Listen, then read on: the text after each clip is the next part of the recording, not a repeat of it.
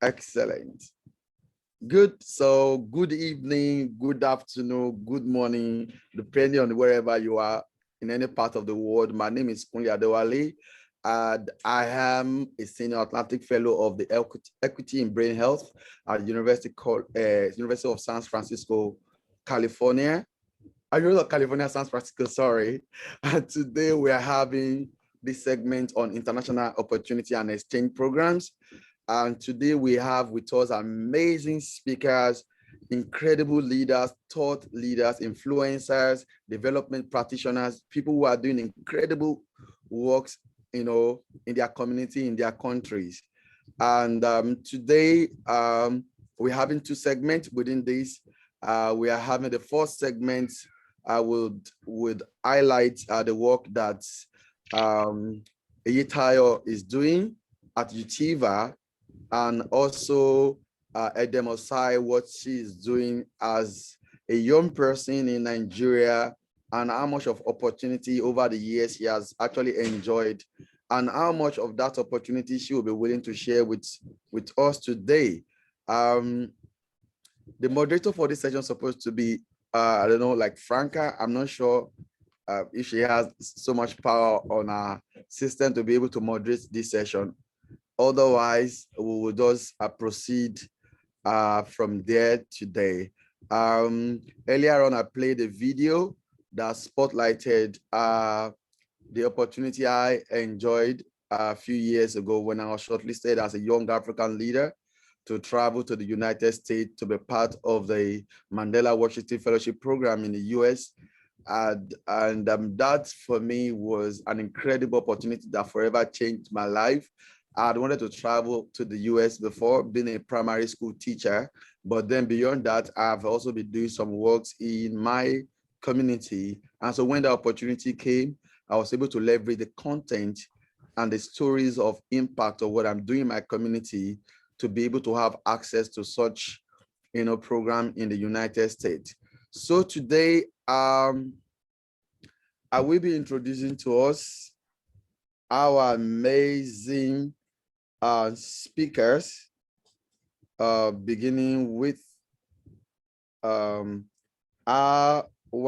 own dear friend, Eyitayo Ogunmola, who is going to be talking to us on the Atlas Corp program, Global Good Fund, Halcyon Incubator Fellowship, among many others that he is going to be talking about today. And after then, Edem will speak also. So Eyitayo will speak for about 15 minutes to just talk about opportunities that are available around the world, and how some of us who are present here today can benefit from such opportunities. And so I'm going to read very quickly the bio of Eyitayo. Very quickly. Eyitayo is a Nigerian social entrepreneur. He is the founder of UTIVA, a talent accelerator that helps graduates in sub-Saharan Africa transition from school to work through skill development, employment, and entrepreneurship. So I present to you all today Eyitayo Ogunmola, the founder of UTIVA. You can please put on your video so that we can be able to see and spotlight you. It's very important, please. Absolutely. Thank you for the invitation. Thank you so much for the invitation. This is quite very interesting and exciting to me for a couple of reasons. Kunle is, mic check, Kunle, can you hear me well? I hear you very well, please. Just go ahead. Yeah. Yes, please. Yeah. So Kunle to me, a senior brother, is a more to me. I have followed you now for, I think since 2013.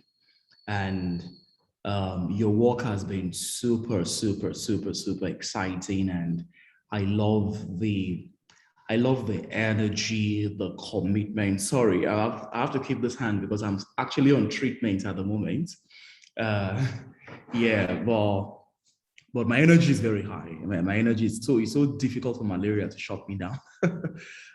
Your work has been so much exciting and interesting. The first time I met you was in 2014, right at the US Embassy or the US Consulate in Nigeria.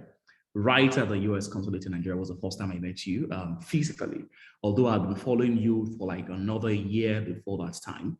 And your consistency, focus and commitment to societal development is just very, very, it's encouraging. And thank you so much for the work that you do. Guys, as a way of introducing myself, my name is Eyitayo. I have spent all my life in one thing, helping people to learn. Learning is what I do for a given. But the most exciting part of learning for me is technology learning, right? I run Utiva. We are a one-stop shop for everything tech learning. We are like this one single platform. Okay.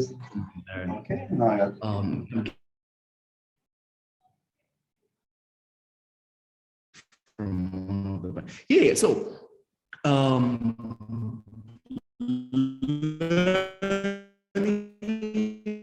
is what I do.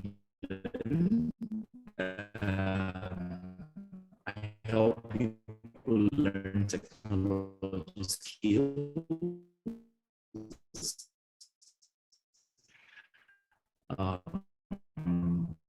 We are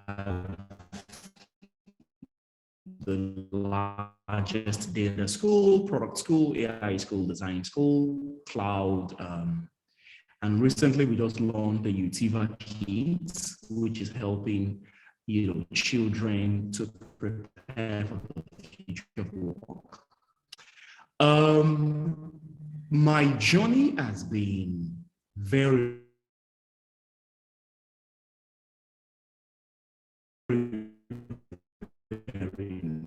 interesting.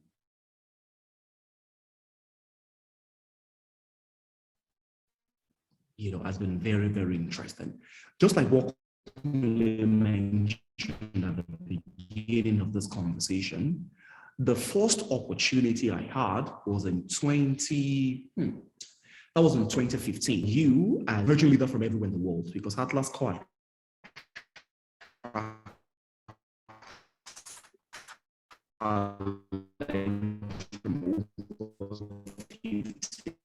over 85 countries. The goal is to bring you into the US to work, and moved into the US and I lived in the US for 1 full year, learning and working with an organization called Creative Associates. For me, that was an exciting experience. After the Atlas Corp fellowship, opportunity to move back to Nigeria to do a bunch of different work. Sorry, guys. Apollo moved back to Nigeria in 2000 and I'm missing those years now. I mean, because it's been forever. In 2017, and then moved to the UK for my master's degrees as a Chevening Scholar. I got the Chevening Scholarship in 2018. Came back to Nigeria again. Moved back to the US for Global Good Fund Fellowship. Then moved to the US again for Halcyon Incubator. And between that time and now, I got a couple of different opportunities. Those opportunities are designed to help you learn and evolve, right? Because it's pretty much a journey for you as a business leader or a social entrepreneur or a non-profit leader, whatever you are, it's a journey. And most importantly, building better relationships, right? And some of the relationships you build are relationships that will kind of pay off in the future. But I will double down on 2 major opportunities that really transformed my life. The first one is Atlas Corp Fellowship Program, because it gave me a professional leadership platform, right? I'm kind of a person that is very intense.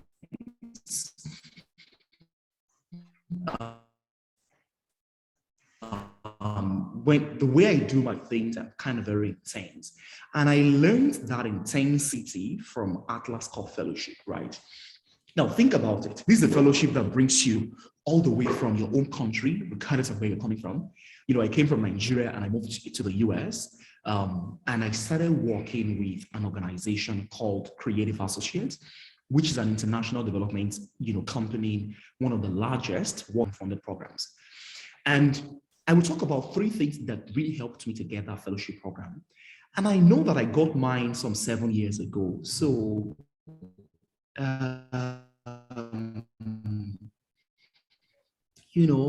maybe things have changed just a wee bit.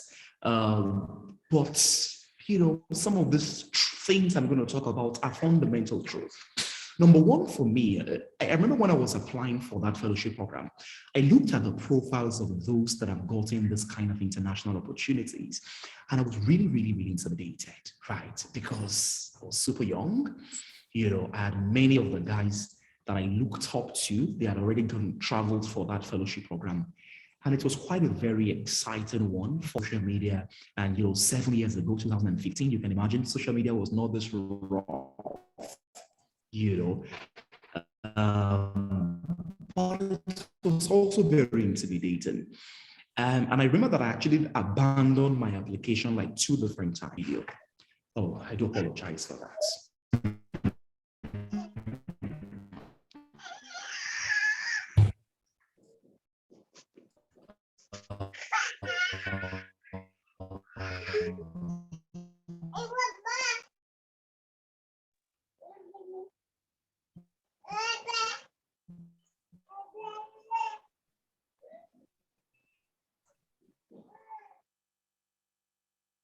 Can you hear me well? I'm trying to do a double check. So, Eyitayo, your internet is dragging, so we can't really hear you very well. My check. Yes, your internet is dragging, so it's not like clear in terms of flow of communication. So it was dragging kind of. So, but you can just proceed. We have about 4 minutes more, so you can just tell us more, and there's still going to be opportunity for Q&A where you can add more information, please. Okay, absolutely. I had to put off my video so that I can optimize the internet connectivity. Yeah, this is better. Yes. So as I was saying, guys, I was a little bit intimidated because of the applicants and some other fellows that had gone through the program. So one of my biggest recommendations for you is, as against being intimidated, look at the guys that have applied for the same opportunity, see how these guys are telling their stories, and also see how you can leverage some of the things that you see them talk about to your advantage. And that's one of the things that I did. I would look at people like Benga Ogunshimi of those days, because it was my mentor. Then I looked at people like Owolabi watching this kind of opportunities, telling their story. I just leveraged that to my own advantage as against being intimidated. The thing I had to, really, really work on the telling in terms of talking about the impact of the work that I do. Impact of the work that you do. That is so super important. And don't be lost in the technicality of the work that you do. I know that that's quite very, about it. That is the biggest temptation when you talk about, writing about the work that you do. Oh, I'm building a technology solution that is leveraging artificial intelligence and data science to optimize learning performance and improve analytics. See, the world don't care about all these technicalities. How does your work change the current condition, or how is your work improving the lives of people? Oh, I'm helping women and girls to move from poverty to better jobs in rural communities. We're bridging data to understand how women can, navigate barriers to work. Focus so much on the impact. In fact, one of the things I usually tell my mentees is for every sentence that you write, make sure that you write something about the impact of that work. For every sentence that you write, write something about the impact. Then the third thing I would really recommend, especially if you are applying for opportunities like Global Good Fund and Halcyon Incubator, is talk about how your work can be better and how your work can scale those, right? And people want to know opportunity become better that gave me opportunity so soon.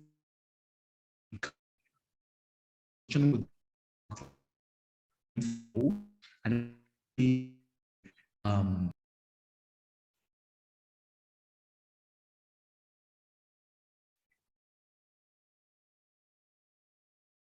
since we've lost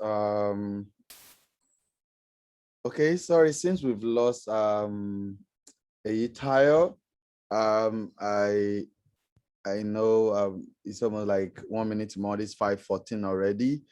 So probably what I would do is I will invite Edem Ossai now to probably give our talk.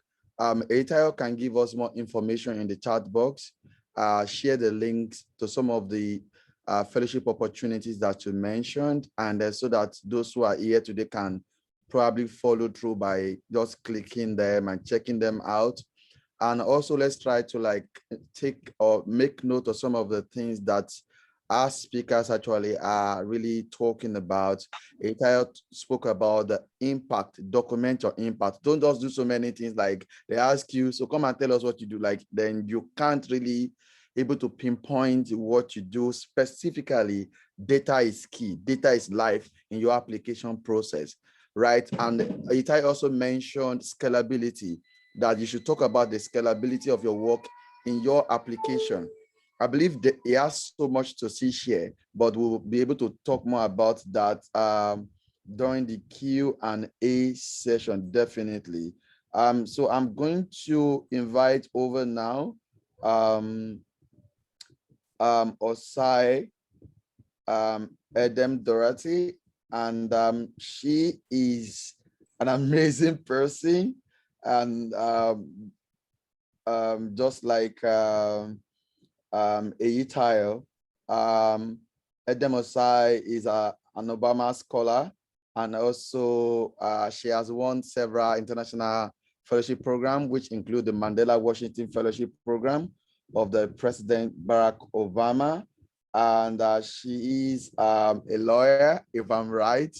Am I? She's correct. She's very passionate about policy and development.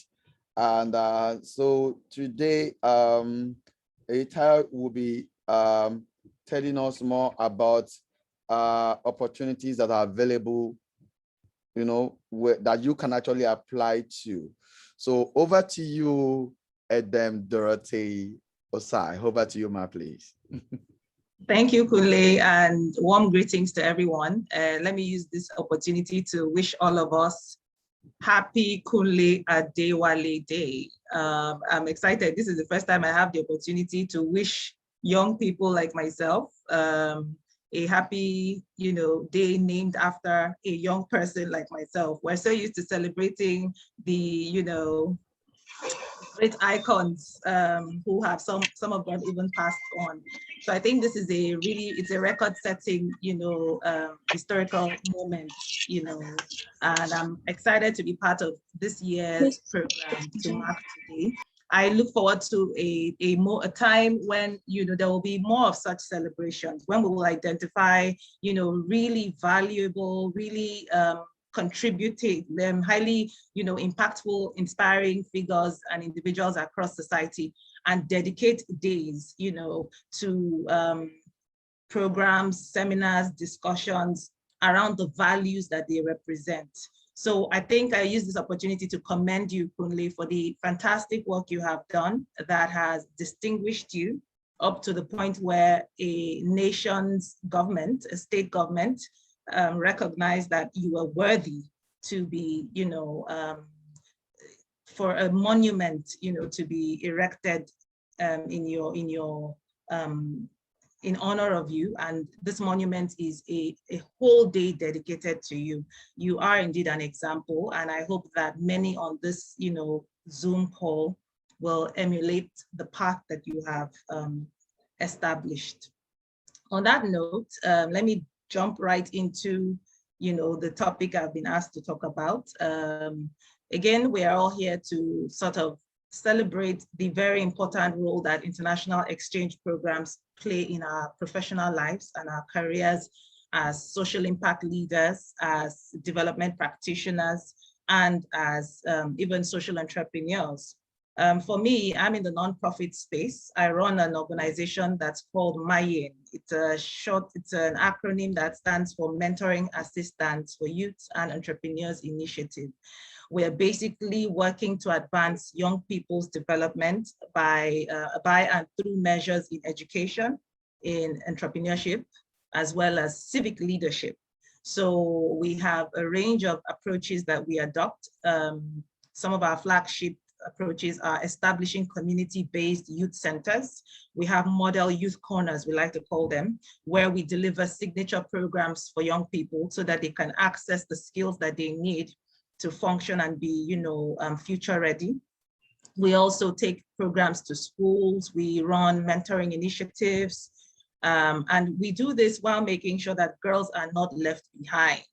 Our vision is to see communities thrive because of the presence of young people, and correspondingly to see young people thrive in their communities. On that note, I started my work in core development in 2012 after I left a thriving law practice where I was rising to come into the education space proper. And I relocated to the city of Ibadan in Oyo State, Nigeria, where my work is headquartered. So since then, we started, from zero to establishing systems, building stakeholder relationships, going into communities. And that's when I discovered that, a lot of us who go into the space, go in with that intuitive desire to do good, just wanting to do good, but not necessarily having all the range of competencies or a full understanding of what it takes to be an organizational leader. And so that's where exchange programs become very, very critical to the journey, because you don't have the luxury of going back to university to say you want to do 4 years, 5 years course, or a new degree, so that you are equipping yourself to come back into the space. You're relying on, experience on the field, and as many, executive programs or, available professional development courses you can take to teach you quickly so that you can grasp what you need to do the work on the spot. So you're learning, in real time. And sometimes, especially when you're in the development space or in the nonprofit space, you don't have ample resources. You don't have funding or profits that you're keeping aside that you can use to dedicate to going back to school. Especially if you want a really global program or a highly competitive program, then you're targeting, maybe an institution outside the country, but you don't have those resources. Again, that's where international exchange programs become very relevant. Another reason why it's so powerful and going to be very instrumental in your work, whatever area or field you're actually occupying, is that it is tailored towards the nature of your work. You're going to be exposed to people who are working along similar lines, so you will build a whole community of practice, and this is why I strongly encourage it. Going back to the very term international exchange, this, if you just want to x-ray those two words that give rise to the phrase international, that means you're exposing yourself to, new people, places, and even systems that are, driven by other nations and other nationalities outside of your own. And by the very word exchange, it means that you're deriving. You're not just deriving, you're also giving, you're also sharing. So when you go for a program of that nature, it's immersive. You are assimilating new systems, new ways of doing things. You're learning just, by the very raw exposure that you find yourself in. And at the same time, you're giving off of your own understanding, you're sharing that which you bring to the table. So this is why it's so beneficial for us. At that point in time, what happens is that your worldview expands tremendously. for many people who maybe their first contact with, a foreign country was through an international exchange program, it is very, very radical. I remember when I attended the Mandela Washington Fellowship, my host institution was the Arizona State University. Growing up, I was a child I grew up on a university campus.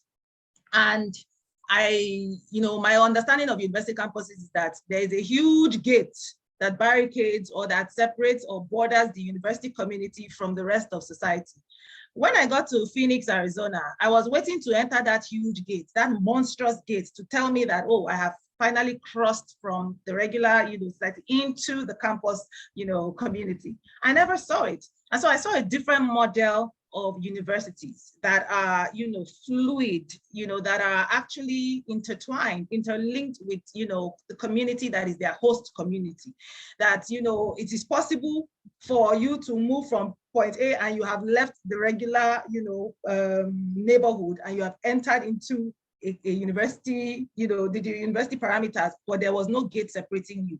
And that suggests that, knowledge permeates. We don't have to create borders. So for me, it was really transformative, because all my entire thinking about universities, they are separated, they're walled off, they're fenced off institutions. So that was interesting. And I saw how that thing shaped the entire philosophy that drives the entire workings of the institution.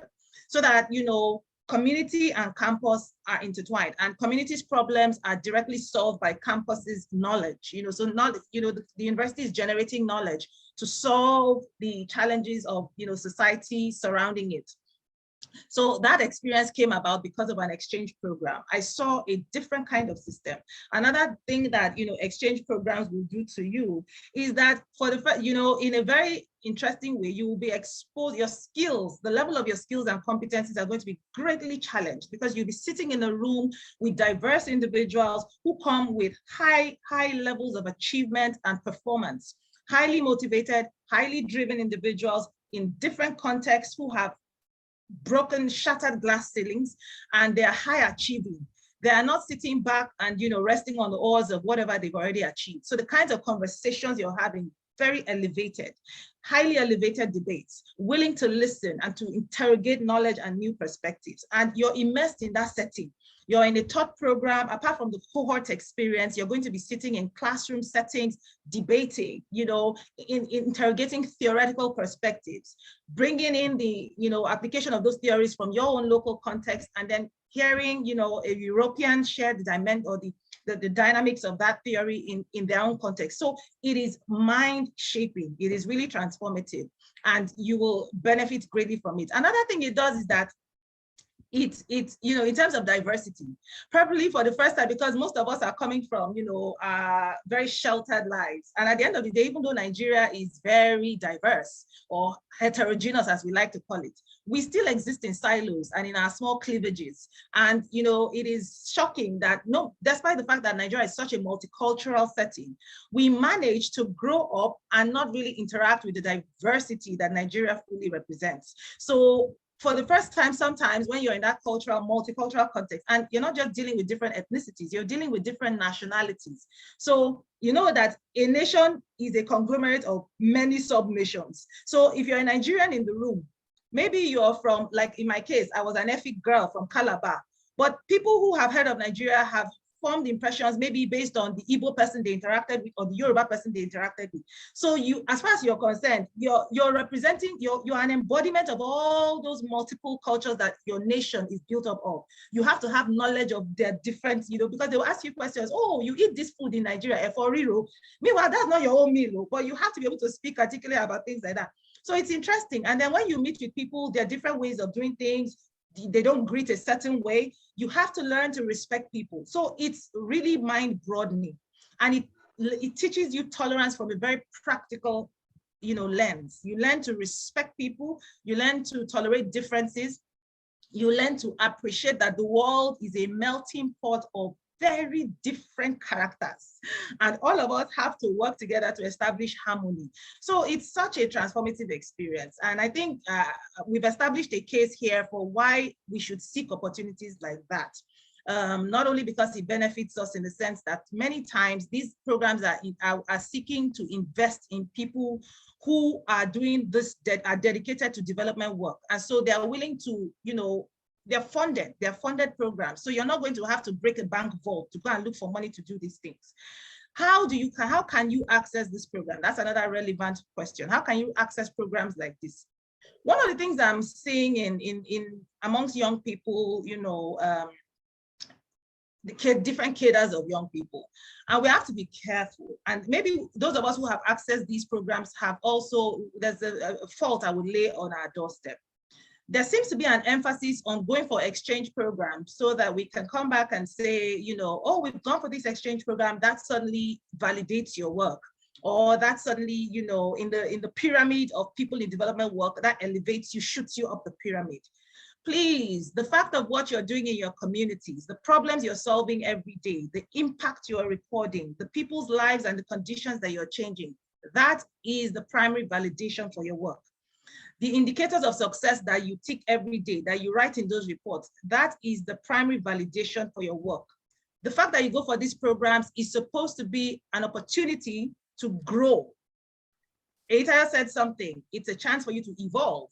It's not a chance to validate your work. You're not more important in the room because you've accessed the program. We're all important. So we give ourselves respect because the work we do is credible. The work we do is very critical. So that is number one. Number two, we should not consider it as an opportunity to leapfrog your careers. It's not an opportunity. So your motive, you've got to check your motives because, and let me tell you, I'm not speaking from a moral position. I'm not trying to sermonize here. The reality is it will influence the way you write your essays. If your motives are, you want to go for this program so that you can also tick the box and say you've traveled, you will see it. You won't be able to articulate clearly why this program is beneficial and why they should invest in you.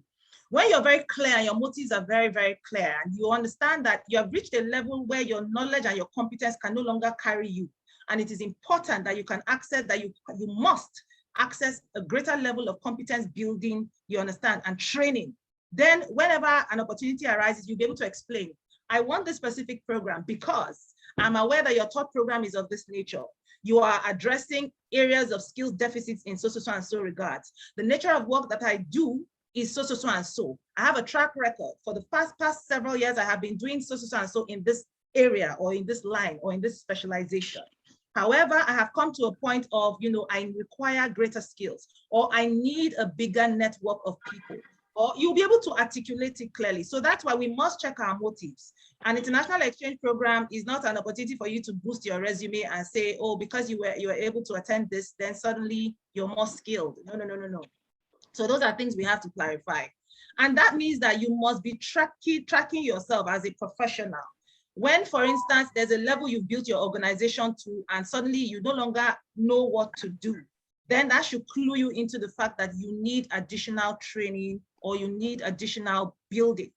And you therefore need to begin to ask questions. What is the program? Is there a particular program that is designed to help people maybe in the green economy or in climate action, to be able to build systems that help them spread their impact into other localities? Even you yourself, when you're seeking programs, you won't just spread your attention thin. You won't just look for anything and everything just because it's foreign. No, you'll be very targeted. You'll be quite intentional.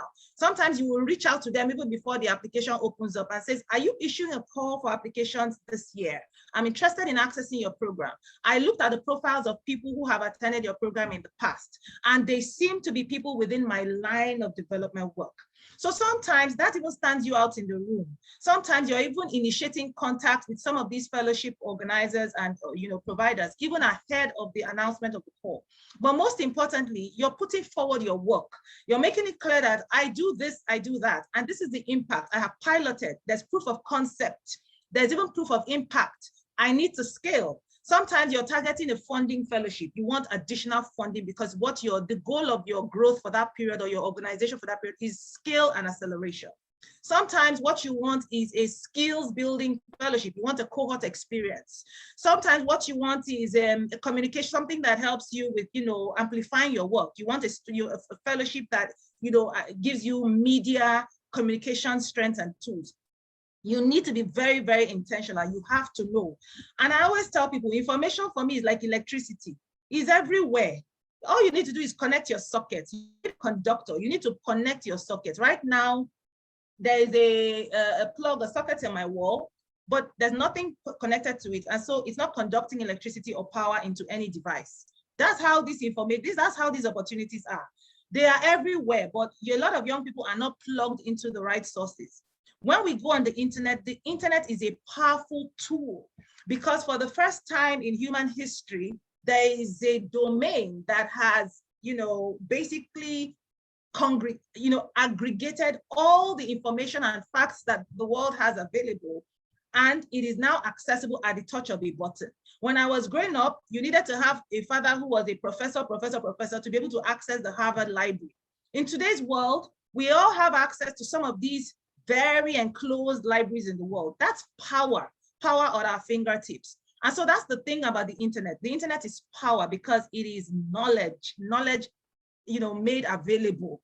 So, but what do we do if we're not accessing the right sites? I tell young people, you have to subscribe to some of these portals and sites so that they are bombarding your inbox with information on a daily basis. And you're checking, is this one relevant to me? Is this one crucial? So that's, and then of course your networks are important. When you attend the program, take the contacts of some of these, attendees, co-participants, form yourself into a community and exchange information, very important.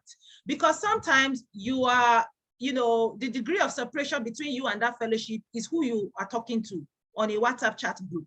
Sometimes it's a friend of yours that will tell you 2 hours to the deadline that, hey, Edem, there is a program that is just completely you. I remember, so I'm currently in a program in Brookings Institution in DC, and it's an Echidna Global Scholars Program at the Center for Universal Education. I got to know about it exactly 24 hours to the deadline. My former classmate, an American in DC, chatted with me, close to the time. I said, Edem, I just came across this program at Brookings Institution. I know you're into girls' education research. I know that you've done amazing work with the Girls Without Borders clubs. You should be a part of this, apply. And I said, Kimberly, this is a very rigorous application process. I have to submit my abstract. I have to submit my proposal, almost like a PhD thesis, proposal. She said, do it, you can do it. This is you. I went ahead, I didn't sleep that night. I was putting together, but because I already know my work, literally, it's my work. So you can wake me up in the middle of the night, I write about my work. So that's what helped. When you know your onions and you know your work, you shouldn't be caught really, on it.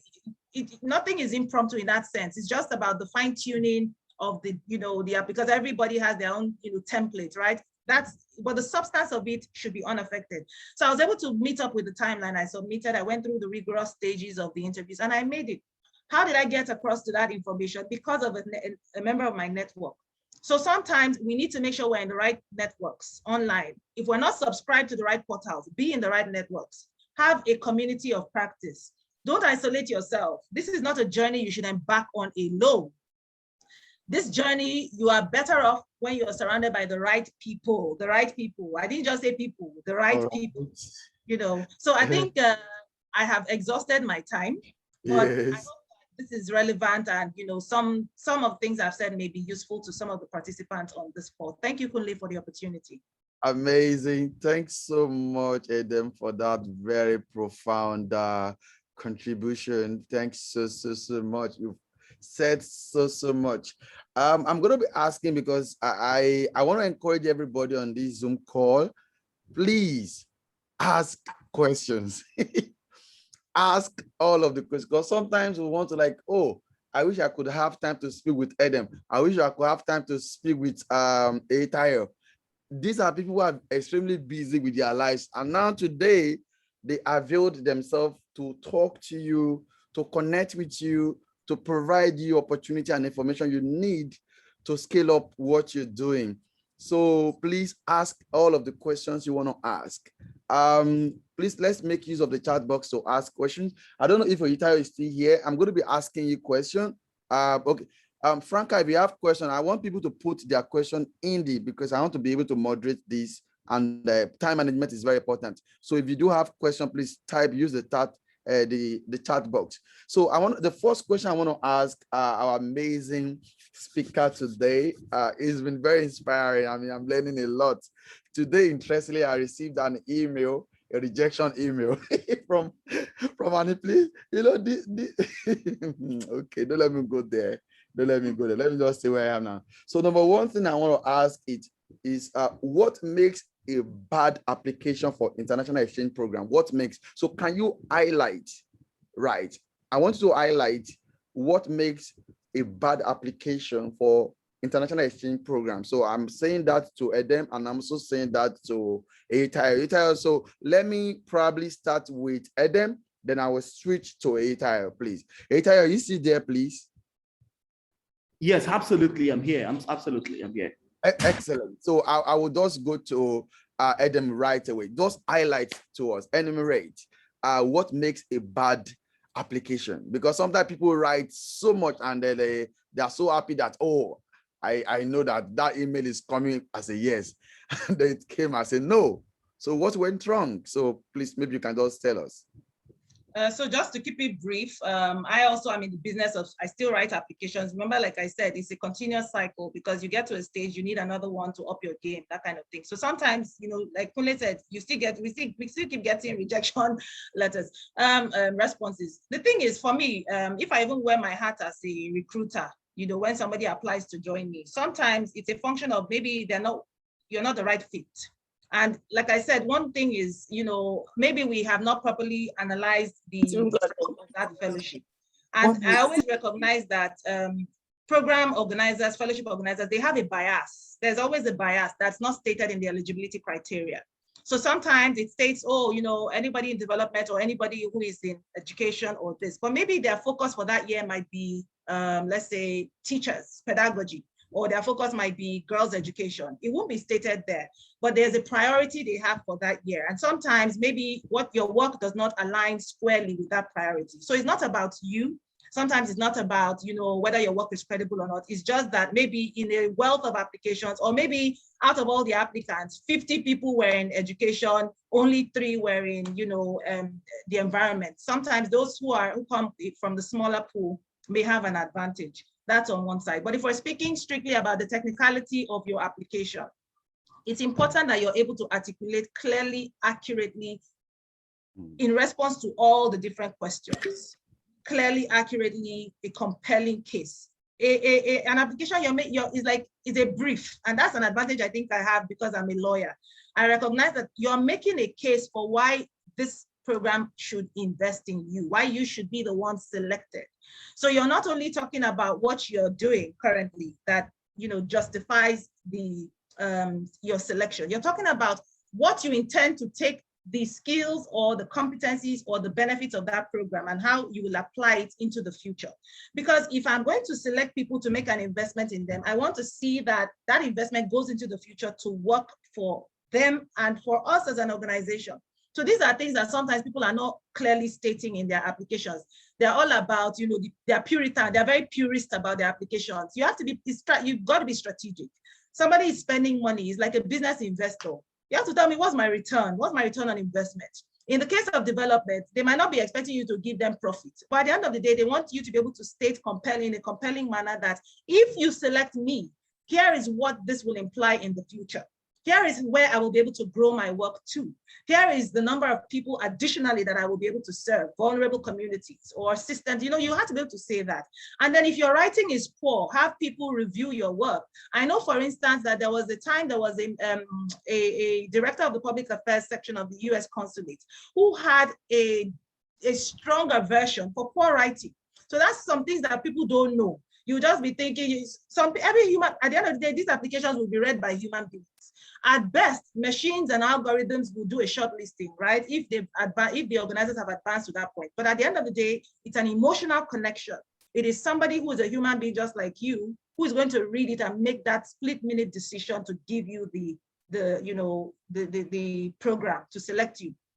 If that person is turned off by bad writing, you've lost your chance, even though what you're saying is so compelling, but you stated it in a manner that was grammatically poor. You see, some other people, it might be just that you did not properly answer what you intend to do with this skills if they are given to you in the future. So take your time.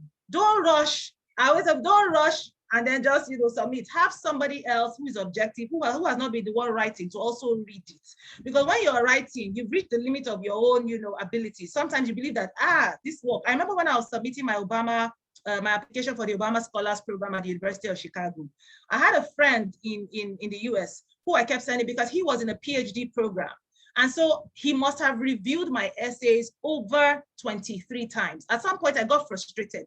Now, Bajo, this is like a therapy session. These essays are becoming too psychotherapeutic. Like, it's as if they want to know, when did I have, what was my childhood? How did my childhood experience lead me here? He said, at the end of the day, that motive, that compelling motive that has kept you in this work is always going to be tied to a personal story. You must be able to distill it. The point is, by myself, I would never have been able to articulate this very clearly in my essays. I was just maybe for me, my priority was on good writing, but I didn't essablish an emotional connect. I needed a third eye. I needed somebody else's lens to get me to that point and be willing to go back and forth. He worked on he must have reviewed my essays 23 times, and I'm not exaggerating. At some point, I wanted to be like, that I'm not going back to Baju. So be willing to undergo the rigor. Okay. Don't rush and just give out anything. So I'll end it there. Amazing. You've said so much. I'm going to add to that, but I won't say it now. I want Eyitayo to speak. I see that people are already asking questions in the chat, but I will reiterate that. Eyitayo, over to you, please. Absolutely. What makes a bad application? I think the first thing you need to really think about is, being able to really talk from an impact side of things as against getting lost in the technicality of the application. Remember that these guys are reviewing thousands of applications every minute. I mean, for example, if you're applying for Chevening Scholarship, I can tell you for free that thousands of young, brilliant people like yourself are also applying for that same opportunity. So you need to really remember that the guys that will review your application, are folks that need to review multiple other applications. So one of the things you should never forget is you should focus aggressively on the impact of the work that you do, double down on the impact of the work that you do, and drop the technicalities. It's good to really sound smart, but you need to focus so much on how your work is affecting the current, status quo and the narrators. I'll give an example. Sometimes I read people's application for some of the fellowship programs that I have applied for before. And I really struggle to understand what you're talking about because that is not my background. I'm not a climate change person. I'm not a primary educator. I'm not a civic society, engagement professional. I'm not a good governance person. So I may not really understand the complexity of the things you're talking about. But what I want to know is, are you helping young kids to learn better languages so that they can get admitted into better schools? Keep it simple, right? Simplicity is super important. I was reading someone's governance application and I got completely lost. I had to go check the guy up on LinkedIn to really connect the dots, to understand the beauty of the work that this guy does. So sometimes please keep your application very simple. The second thing I want to talk about is what I think Edem also mentioned. Everyone is in this thing for something, right? Nobody's just throwing out money out there. Sometimes it's because someone is just tired of the problems in Africa and the person wants to put his or her life investment into changing that narrative. You need to understand some of the things that these guys don't put on their website. There's so many things that these guys don't talk about on their website that you really need to be able to understand. You need to research, do a little bit of research. So a bad application is an application that is not connected to the strategic outcome of the grant investor or the person that is funding the program. Let me give you an example, right? Halcyon Incubator is one of the programs that I was a part of. Halcyon Incubator brought me from Nigeria to US. I lived in the US for 8 months. Free accommodation. They were paying me $4,000 sorry, they paid me $10,000. You know, I was living in an accommodation that is almost about $20,000. You know, who gives this kind of money for free, right? I had to do a deep research. What do these guys really want at the end of this fellowship program? You know, I mean, sometimes it's okay to sound very emotional and say, oh, they're trying to help some people in Africa. They love you. That's why they're trying to throw out money. See, guys, they love us, right? But they also want to do this to get something in return. So sometimes is it that you are giving them some social credibility? Would you be giving back to also support other people? You need to understand what these guys want in return, and you need to be able to strategically, in a very subtle way, write it into your application. I remember when I was writing my Chevening application, I mentioned that I was very active in the community. I would help other young people that really want to excel. I would help them to also, you know, understand the value of the UK, you know, UK Africa or UK Nigeria relationship. You know, and that's one of the things I have done, you know, after the application, after my Chevening scholarship. You need to understand what these guys want and how you write that into the application. Don't be so selfish, you know, making everything look about you. You have to make this look about yourself, the society that you serve, and most importantly, how these affect the globe in its entirety. Yeah, that's it for me. Amazing, amazing, wonderful. I'm going to go to the next question now. You've said it well, social credibility, focus on your impact story, and make sure that you're able to, simplicity is very key. Don't confuse people that want to read your application, because so many people are actually applying for the same fellowship you also want to, you know, you want to get into. And I don't think anybody has any patience to, like, you know, just sitting down reading your application alone. And also what Edem said about bad writing, like, even though you have a compelling story, if it's not well articulated, if it's not well written, then it's a red flag, and that can put you in a bad place. I'm going to ask this question very quickly, Edem. So sometimes I realize that, you know, some people skate through from the application to the semi-final, like, you know, they get to very close, very, very close, right? You know, because, you know, in the application process for international exchange program, there are levels to it. Some already, they will just throw out your application, like you are not even close to what we are looking for. Some are very, very close, like super close, and then they get to interview level and they mess up. Right? They mess the opportunity up and they miss the opportunity. So why do people miss out of opportunities at the interview level? Why? What happens there? So I want to say this very quickly, like 2 minutes. Why do people miss out at the interview level?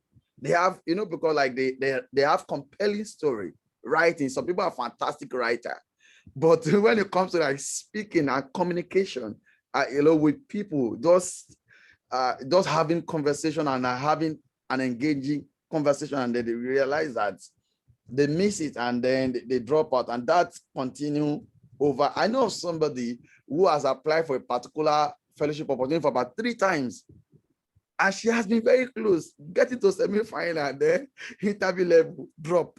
I'm like, what are you not doing right? Because what it means to me is that if first time they shortlisted you for interview, you miss like getting into the second time they shortlisted you for interview, then it means there's something good about you. Then probably something is wrong somewhere when you get to interview level. So what do you think people miss when they get to interview level? And I also want to plead with you that if you have the links of some of the application that you mentioned, you can actually put them in the chat box, because some people, access is very important. Information is very important. So sometimes we have this conversation and people don't even know what's, and that's just the end after the conversation. So if you have the links, you can just put them in the chat box. We'll continue with this. So I'll go straight first to Edem right away. Okay.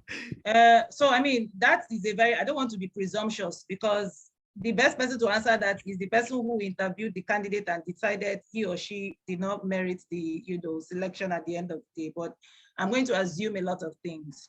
Again, like I said, I'll put on my own hat as somebody who has had to recruit, has had to do selections, right? So one thing is clear, the writing got you into the room, but at the point of meeting the real individual, something gave way and then you got a no. What are some of the possible things that could occur that would prevent the real individual from accessing the opportunity after the writing got him or her into the room? One, it is possible that when listening to you, because at the time of the interview, at that point in time, I'm listening to you, I'm reading your body language, and I'm making a judgment on the basis of the truth coming out of your mouth and the consistency or alignment of your body language. Sometimes it may, if I were to reach, into what the scenarios could be, it could be that your words did not match your application.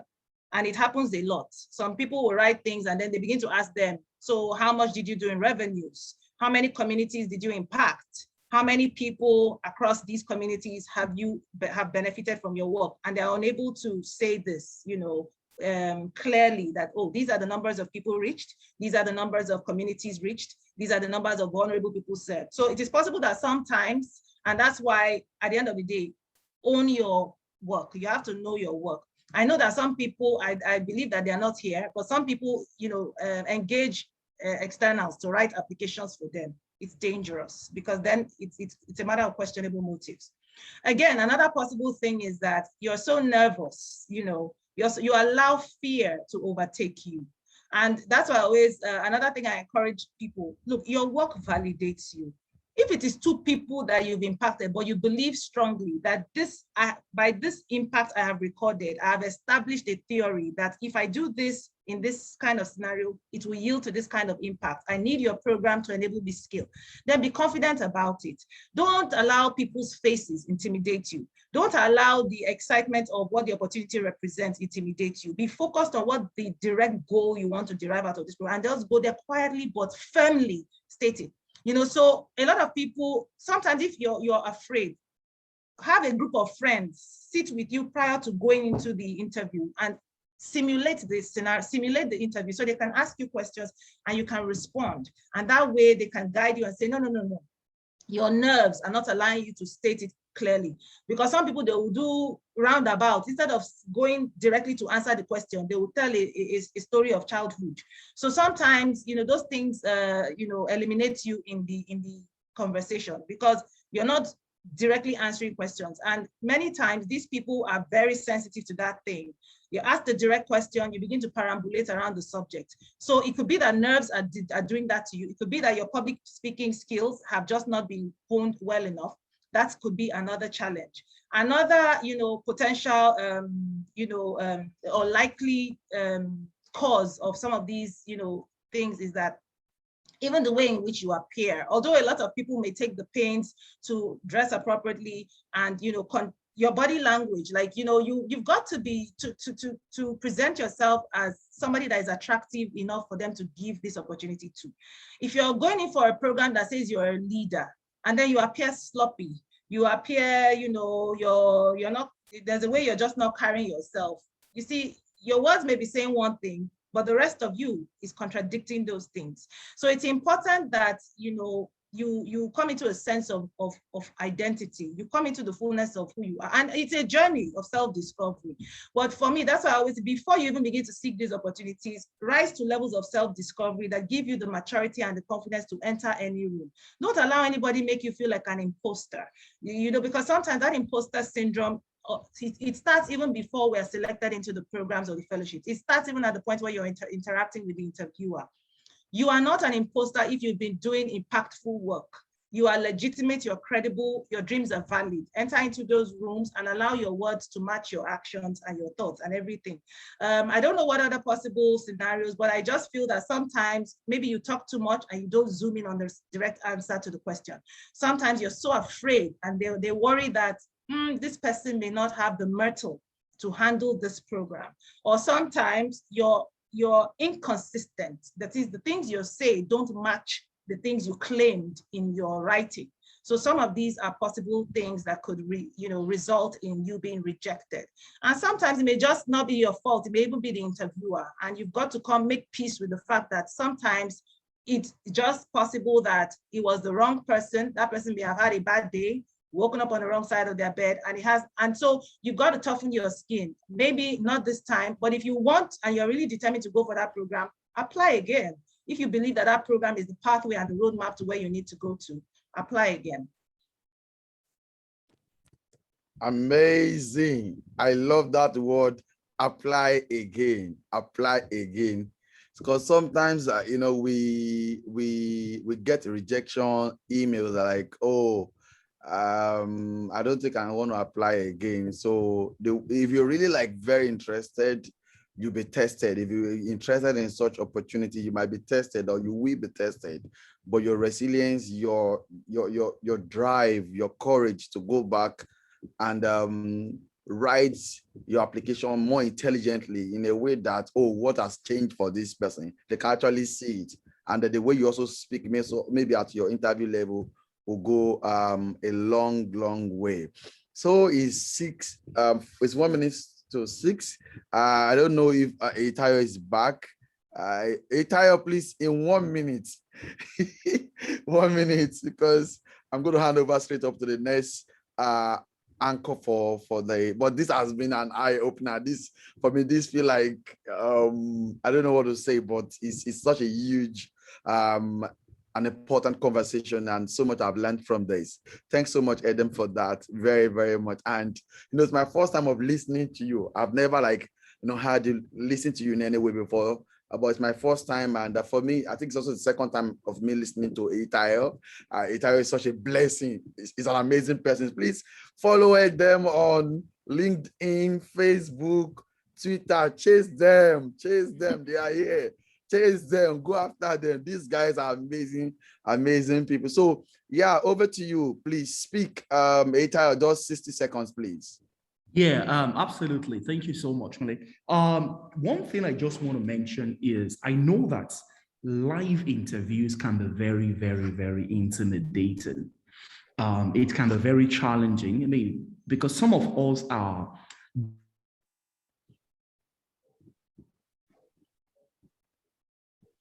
doers and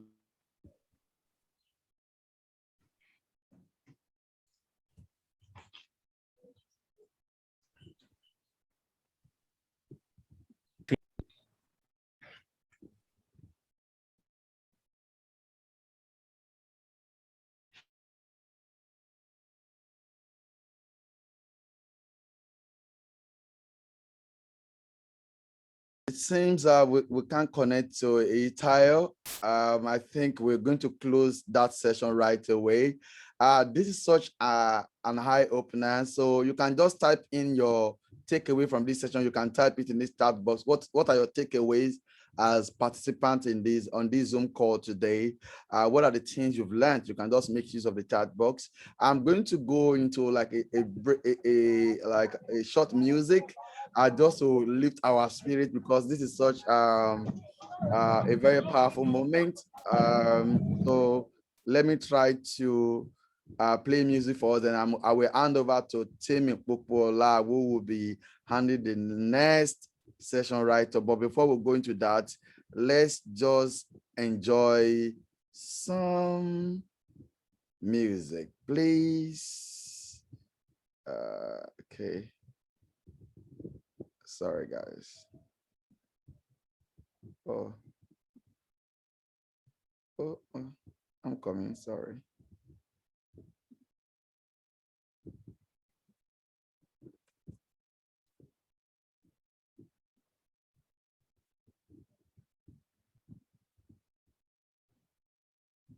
Bye.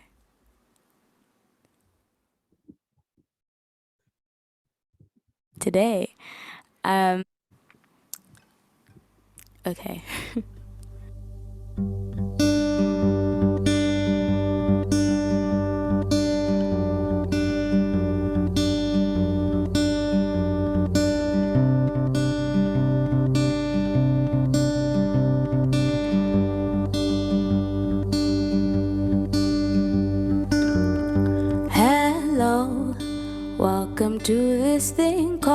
life.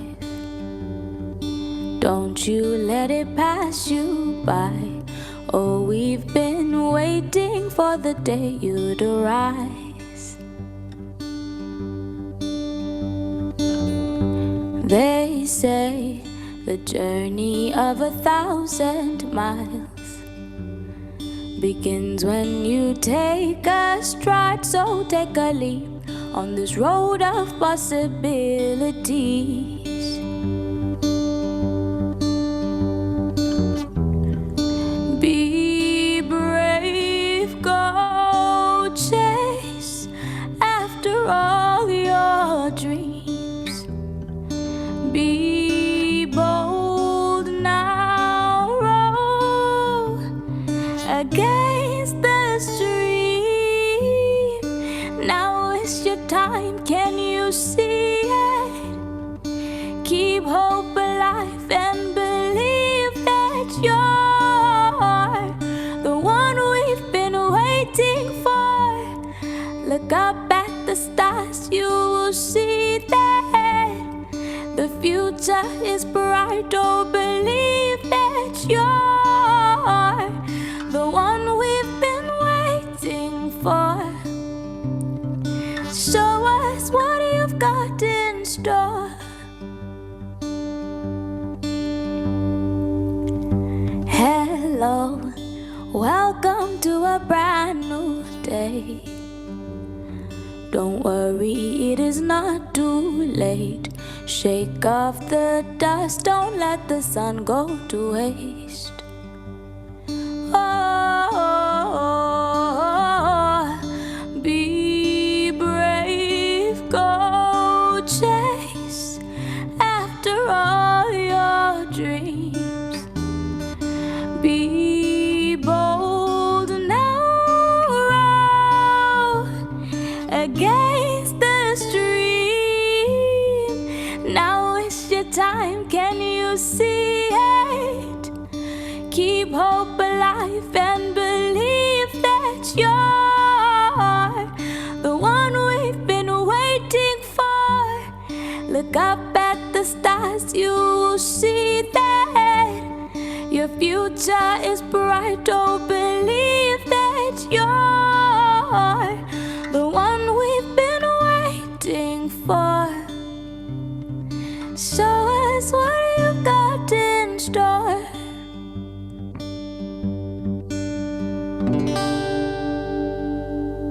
Thank you, and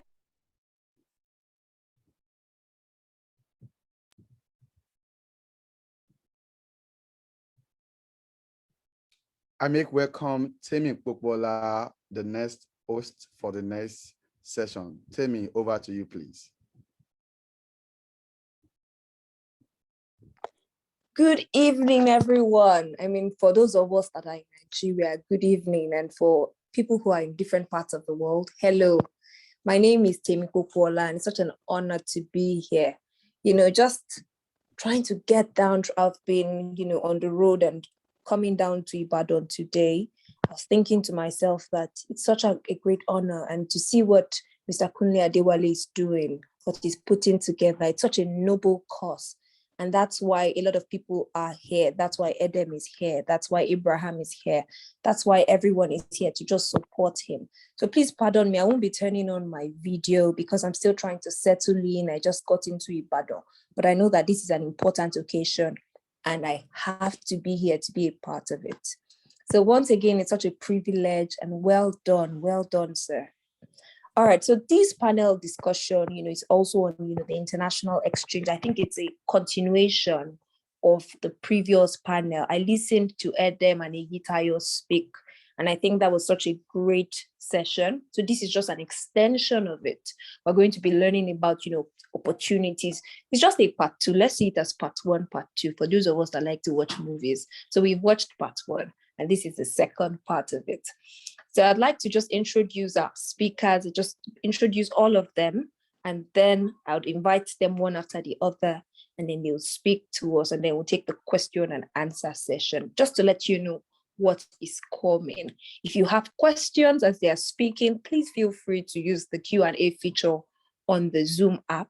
just put in the questions and type them as soon as you can, so that when we get to the Q&A session, we'll be able to collate and forward them to the speakers. We don't have all the time, but we are hoping that we can maximize them.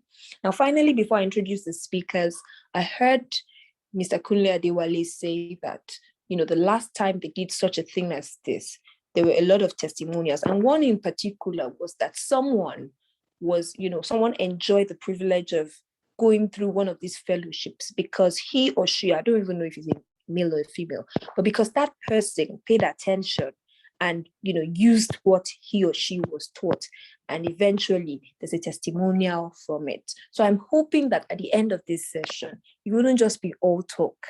There are people who are in this session who would also enjoy opportunities, international fellowships, and they will be a part of it, and we'll have greater testimonials from this session. So please be a part of it. If you know other people who should be a part of it, I think it's still open for you to invite them. All right, let's go into the part 2 of the International Opportunities and Exchange Program. So I'd like to introduce our speakers. The first speaker is Abraham Ologundudu. He's the founder at Social Good Lagos. He's a 2019 Chevening Scholar. He is also a 2018 Associate Fellow of the Royal Commonwealth Society in London. He's a creative entrepreneur, a social development expert, and a leadership coach.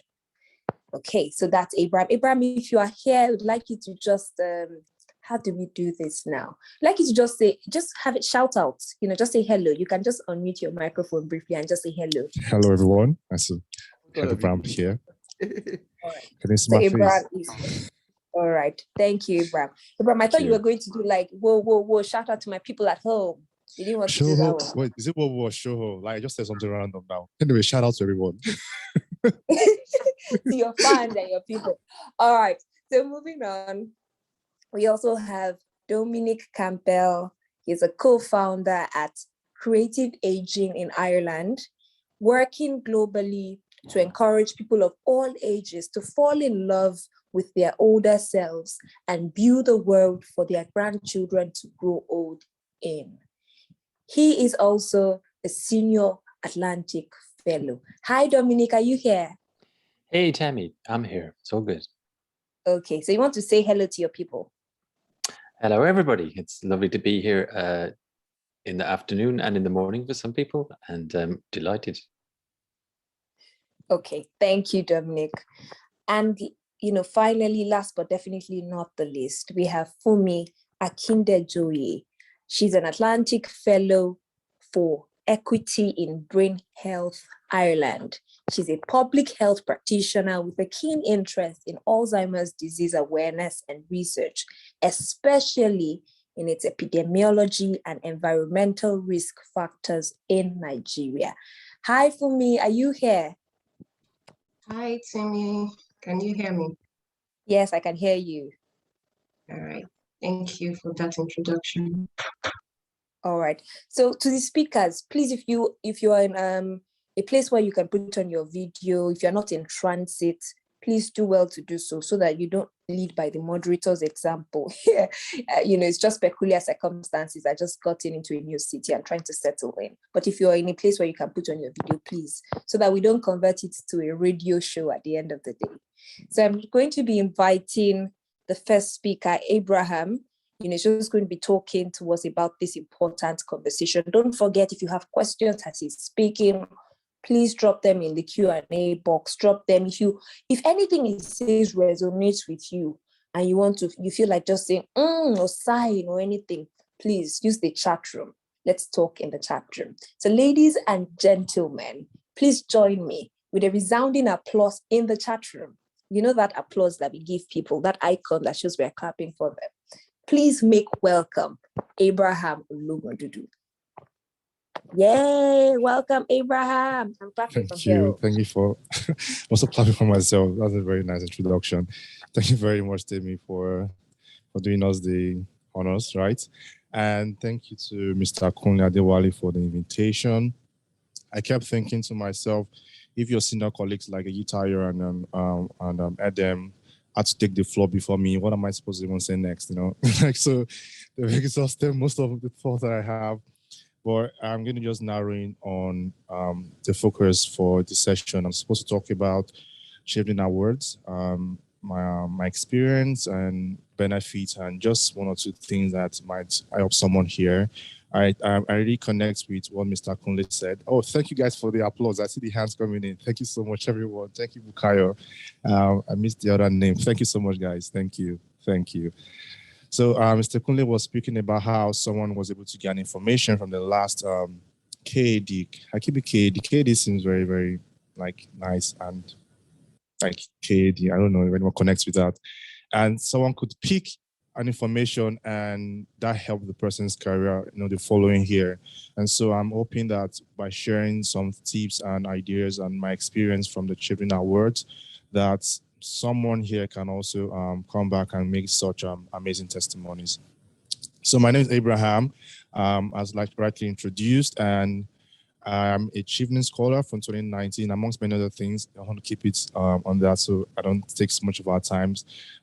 And I studied media practice for development and social change at the University of Sussex, and I just graduated 2 weeks ago. And from Sussex and in Brighton, and it was really an amazing experience for me. And I'm still reveling in all the celebration and everything that went on in the last probably 18 months thereabouts. So I have thank you for me. I have a slide here to guide my thoughts. So I'm going to share my screen from my second laptop so that you can follow through my thoughts. Is that okay, Mr. Kunle? Can I share my screen? Thank you, Dominic. Thank you so much. Thank you. Okay, thank you. That's yes, you can, please. I've made you a co-host. All right. Thank you, Choma, for celebration. Thank you, Mr. Kunle, for that. I always like to keep my thoughts guided because I know I can be very, very broad speaker. I have checked my second name, not this one when I'm speaking in. My laptop is connected. So I finished I graduated last week, 2 weeks ago, and I was able to study in one of the most diverse places in the world, Brighton. I really enjoyed myself there. I lived in a room with, interestingly, my stool light just went off. Anyway, natural light rocks. So I lived in a room with 5 housemates from Asia, from South America, someone from East Africa, Southern Africa, and I was in classmates with people from Korea, from Japan, from Trinidad and Tobago, from every walks of life, not just in my university, but also people I connected with as a Chevening Scholar from over hundreds of Commonwealth nations, Commonwealth countries and territories. So I think it's something that blew my mind, and I'm still probably recovering from that. Mr. Kunle, if you don't mind, my second icon, you should see 2 of my faces. If you could make the second person the co-host, that would be really nice.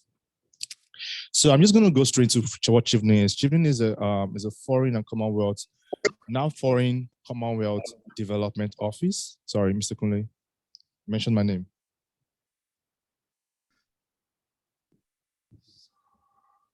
I can't find it. There are 2 Abrahams. I don't know if anyone can see 2 Abrahams. There is one without a mic. No, I can't find it here. I see. Okay, so I guess we'll just go on without that. Anyway, thank you so much for trying. So Commonwealth, Foreign and Commonwealth Development Office is an awardee of Chevening, and there are 2 Chevening awards, the scholarship and the fellowship. So I was for the scholarship, which is an academic program, a 1-year fully funded master's program in the United Kingdom. And there's a fellowship program for mid-career professionals who want some form of work placement and want to carry on an extra research that we help them grow in their career. But I'm going to focus on the scholarship, which I was a beneficiary from, and I can speak about. So there are over 50,000 Chevening scholars since 1983. I think it's a very, very wide and robust network of people. I don't know. It's mind-blowing. There are people who have been Chevening Scholars who are now president of countries, ministers, and no, it's amazing. I feel like it's one of the most prestigious scholarships in the world. And one of the critical important elements of Chevening Scholarship is that it's one of the Britain public diplomacy efforts to bring professionals who have already displayed outstanding leadership talent to study in the UK. Second thing is that the British foreign policy prioritize people who can come study and can help bridge gap between their countries and the United Kingdom. People who are probably have potential to be future leaders, people who are currently influencing their societies, who are currently on the verge of their career and they have a potential to be decision makers in the future. So I want to highlight this part because of what Eyitayo said previously. I've read a lot of people's amazing. Thank you so much. Abraham, you can use it now. I've made you a host. I've sent it, so you can share your screen. Splendid. Thank you. And you guys should be seeing my screen right about now. Beautiful. So just to keep, I like my key point is that strategic diplomatic strategy of the United Kingdom government to bridge the gap between certain countries and the United Kingdom. And so that part is really very important if anyone wants to apply for Chevening and get a very, very, and get through all those stages. One of the things I feel most people who ask me about Chevening is, I knew about Chevening 3 years prior to when I applied in 2018, but I didn't give it a go because I knew that the stage of my work at that point would not meet up with the requirements of Chevening. And so I took my time to, do what I need to do. And so my first attempt at applying for Chevening was in 2018. And that was my last attempt because I got it in one try. I didn't have anyone to, I didn't send my answers to anyone to review. Neither did I, get any extra help one-on-one, but I got a lot of resources online from many other scholars who have created articles or recorded videos about the program. So that is very important. Understanding the strategic objective of any of this platform, of this funders, of this is very, very good for you because most young people that I connect, we just want to get the next thing that looks shiny and I want to just maybe get out of their countries. And I think that is not a very, very strategic way of getting opportunities. You need to be very, very, very, very on point with your applications. So I'm going to start with that. So I'm just going to give you a bit of background before my application. So my first degree was in physics and education. But during my time in university, I spent a couple of time in media. So I'm a media practitioner. I major in design, podcast production, and communication strategy. And I've been doing that for years, but I didn't have any form of academic background that would qualify me to apply for Chevening because I wanted to do a master's in media practice and development because I also run one or two multiple social NGOs and work with the United Nations Foundation. So I was very, very, very, very strategic in my arrangement of my career plans and the things I was doing at a certain time before I applied. So for me, I had a different background. I needed to have some form of experience and some form of credentials or track record to be able to say, okay, this is why I want to study media in the United Kingdom institution, and this is why you should fund me probably over 40,000 pounds on a scholar. Well, for me, up to that because I spent an extra 6 months in the United Kingdom. So what's the benefit? You get full tuition fee, except for MBA fees. MBA fees have a cap. You get your full round trip to and fro from your country to United Kingdom.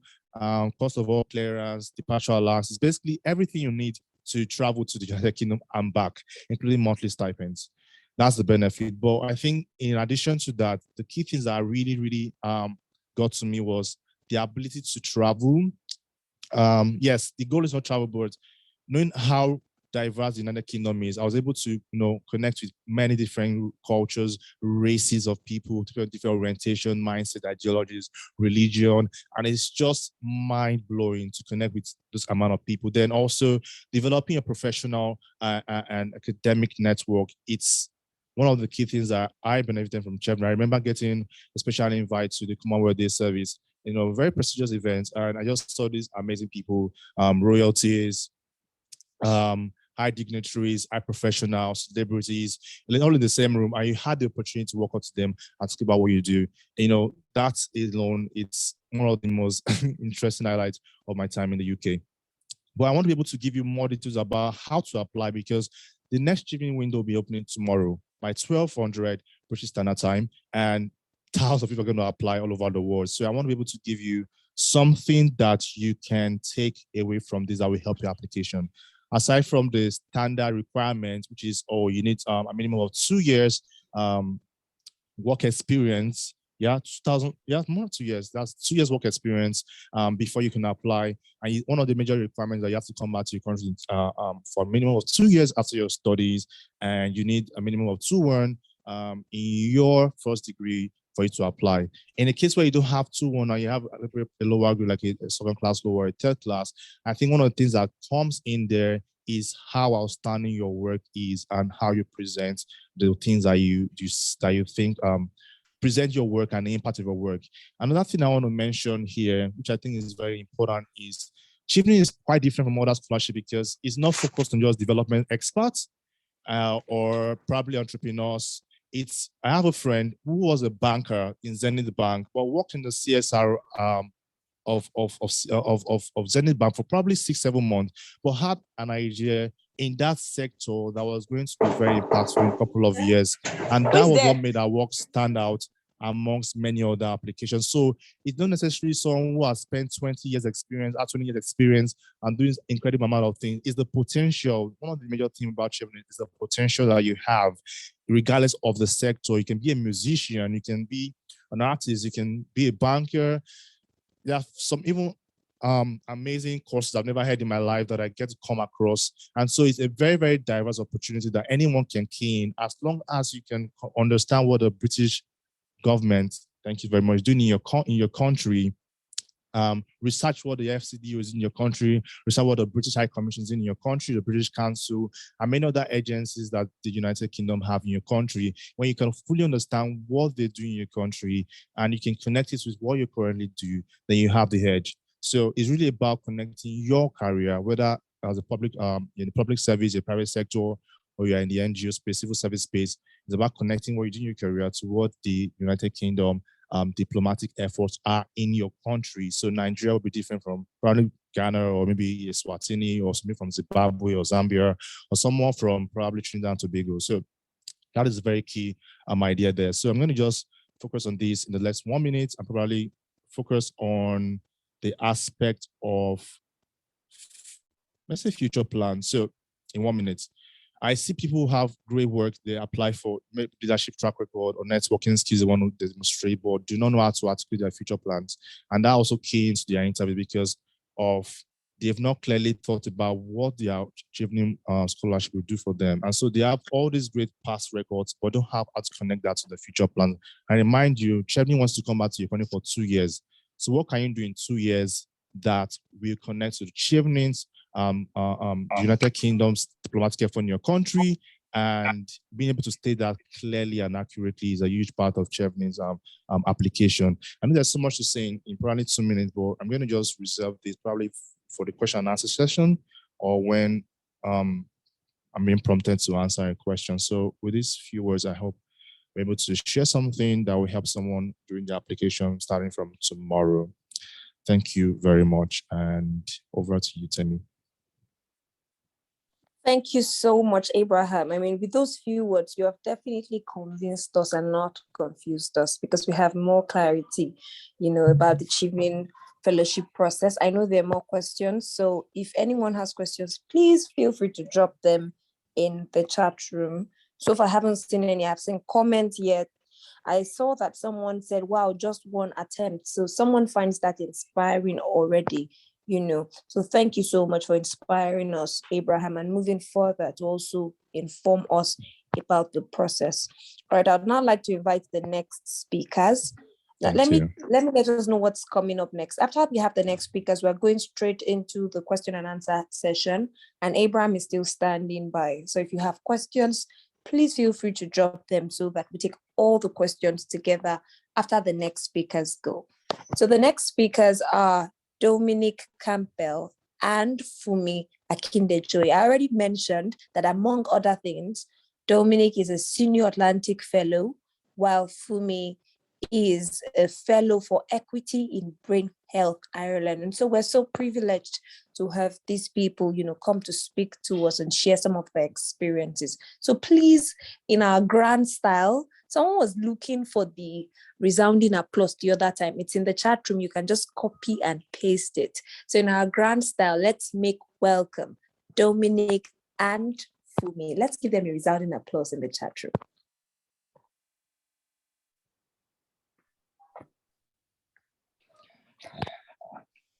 Thank you. Hi, Funmi. Is your mic working? Yeah, perfect. Fantastic. So Funmi is going to start this session, and I'll join in. But I'd also like to just thank Eyitayo and Edem and Abraham for all the really inspiring presentations that they've done before. And I'd also like to thank Kunle. What Kunle and I have in common is that when we can open doors for people, we like to invite as many people through those doors as we possibly can. So it's a great pleasure and honor to be here. So Funmi, I will try and share my screen. And then if the internet in Ireland stays in one piece, we'll see how we get on. Okay, great. So far, so good. Just do the thing. Okay. All right. Yeah. As Temi, thank you for having me today, and Dominic. And as you rightly said, I'm a current Atlantic fellow, and yeah, I just graduated as a senior fellow just recently. It's a great opportunity to be here today, and I want to say thank you so much to Mr. Kunle, Adewale, and to the KAD team for this opportunity. And I also want to thank the last three speakers. They spoke very well, and I really got a lot of tips and guidelines. So I'll begin by saying that a little testimonial about Mr. Kunle. First I met him in 2015, and it was during a competition I had held. That was, I think, national art competition, and he was really very encouraging. Mr. Kunle did not just start today, pushing, wanting to see others go forward. He got my contact and said, oh, I was going to introduce you to somebody. And fast forward to 2019, we had, I think 2018, we had a project together, and that was it for me. This is Mr. Kunle here. And if you look at this picture closely, here in 20, he was part of the Atlantic Fellows for Equity in Brain Health in 2000. And I think the cohort for 2019, 2020, yeah. So as of 2018, he had forwarded a link to me to apply for the GBHI application, which I did. I think I developed my draft, and I forwarded to him to review, to comment, and make suggestions, which he did.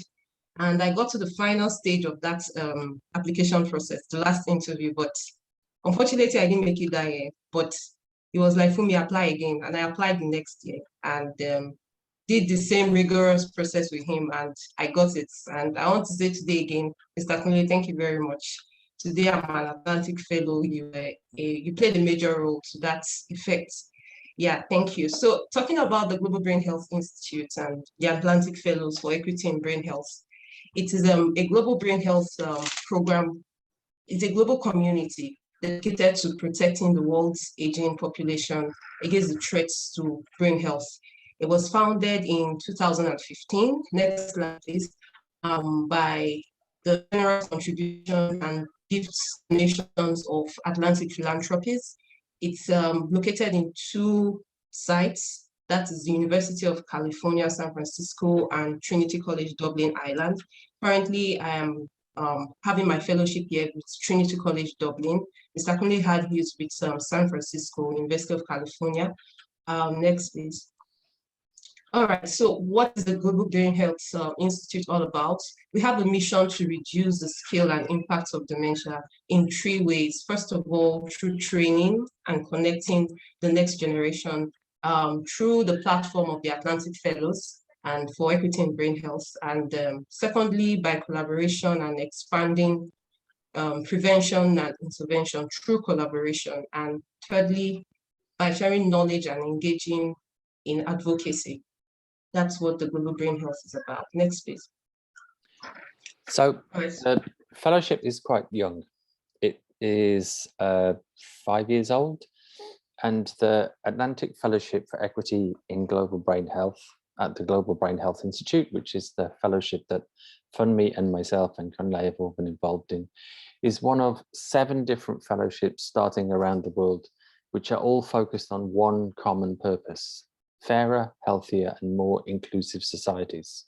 So these are all looking for fellows. They usually have an annual application process, so you can look them up and apply, and I'll put all the links in the box.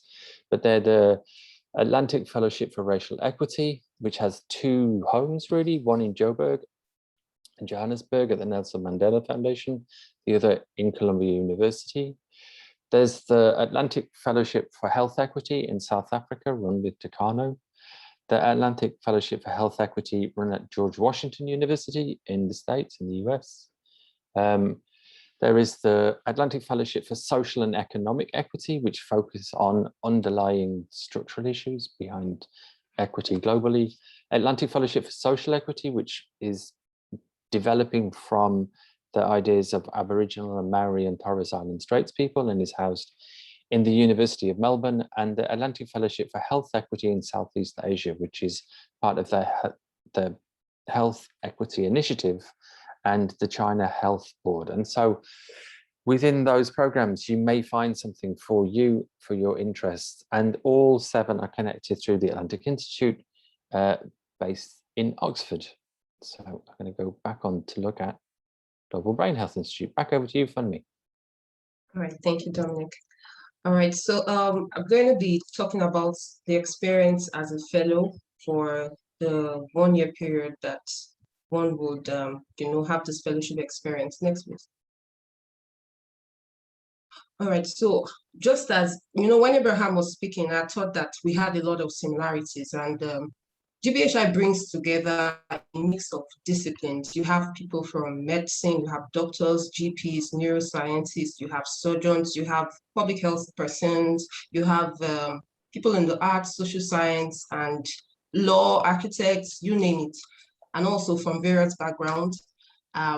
We have, I think, over time, we've had persons from over 42 countries of the world, and that in itself is a very rich experience, because you get to learn from different people, their approaches and how they think, how they solve problems, and their perception to life. And of course, different backgrounds. You have people from, that work in the hospital setting, people that work in NGOs, civil servants, people in the policy space, advocates, and what have you. So it's a really rich mix of different cultures, professions, backgrounds, skills.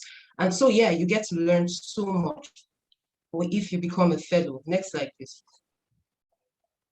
All right, so these are the values that guide the community, the Global Brain Health Institute community.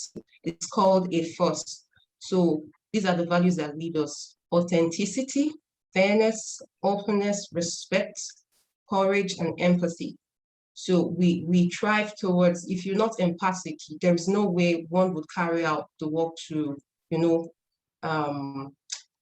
improving the health of the aging population. And you need to have courage, because sometimes it's like you don't know the next place you're going to, but you just have that courage and faith to move forward. And respect, because you have to, in that community, everyone counts, everyone has a voice. So because we're looking around equity, so we're promoting equity, so everyone is respected. Your views, your opinions have to be respected. Next, please. All right, so what do we do in Global Brain Health Institute? These are more like the courses and areas where we focus on when you become a Global Brain Health Fellow. So social determinants of health, health policy, leadership and development, global health equity, dementia and neurodegeneration, neuroscience. These are the focus areas where we learn or where we're being taught and trained in, and where we have our network around. Next, please. All right, so what's the fellowship about? Basically, it's a 12-month paid fellowship.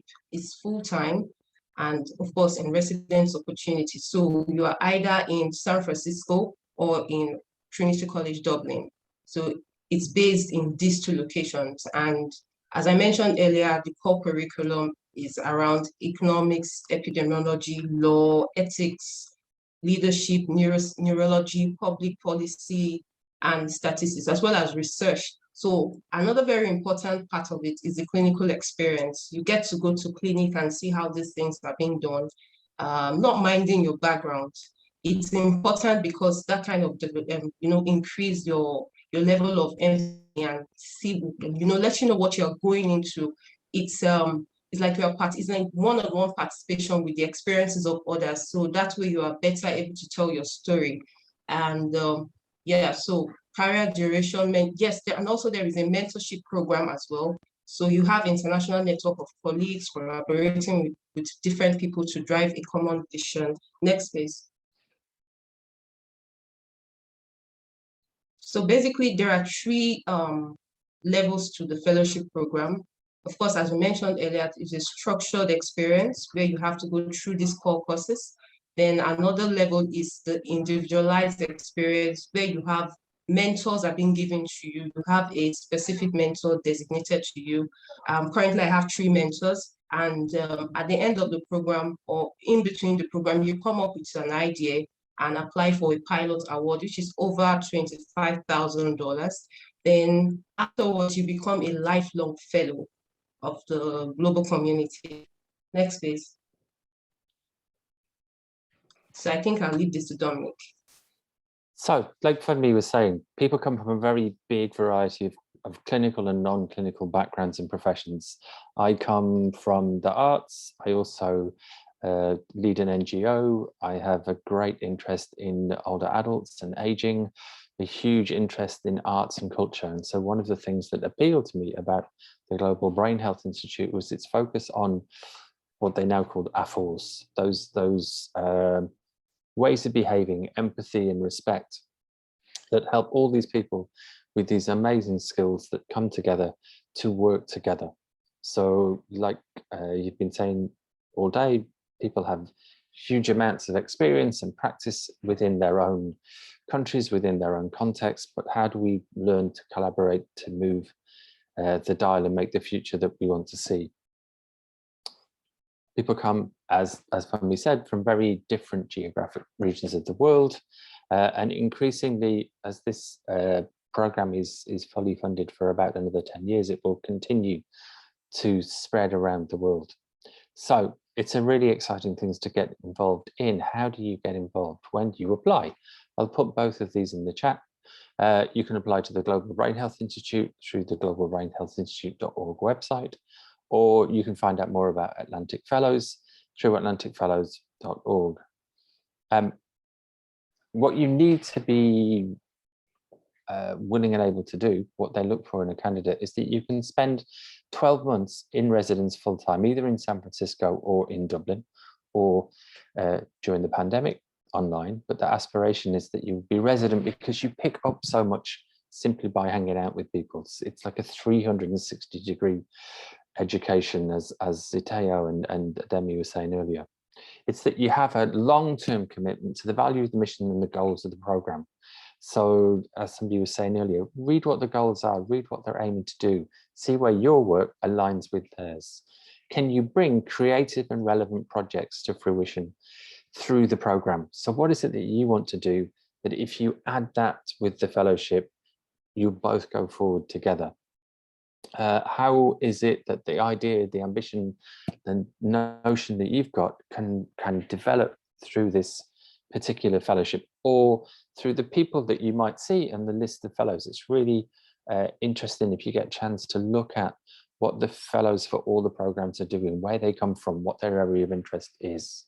What ideas do you have, even if it's not yet at the development stage, that you can bring to help vulnerable communities, focused obviously in the case of the Global Brain Health Institute around brain health, brain development, the limitation of the impact of neurodegenerative diseases like Alzheimer's or dementia, or the development of brains, the development of young people. Proficiency in English is a kind of key one for this particular fellowship, and that you've got to successfully completed field-specific terminal degree or associated training. So what they're trying quite hard to do is that you've got a relevant degree, or you've got life experience, or you've got NGO experience, or you've got something in your experience that you can bring to this particular mix of people. Application deadline, September the 30th. So that just gives you a month and a bit, nearly 2 months. And there are a couple of things I think I'd recommend, and Funmi, you might kind of open your mic up and add in. Reaching out to other fellows, they're quite willing to talk. Funmi was talking about talking to Kunle. I was part of the very first cohort, so there was no one to reach out to. But what's happened since the beginning is that the fellows are really keen to help people apply, to encourage people to apply. I'm going to stop the share. Funmi, what would you add in if you're thinking of applying? Yeah, so I would say I know a lot of persons have reached out to me, so just going on the website and seeing the profile of fellows, then you can easily contact any one of them. So since I'm in Nigeria and I get people from Africa contacting me, asking me questions about the fellowship, and yeah.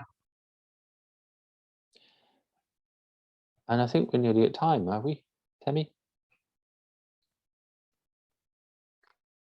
Thank you very much. Thank you so much, Dominic and Funmi. That was a great session. Dominic, you said you were one of the people in the pilot, the first cohort, and it's good to know that you've opened the door and left it open for other people to walk in, so that more other people can come in and you can hold their hands through the session.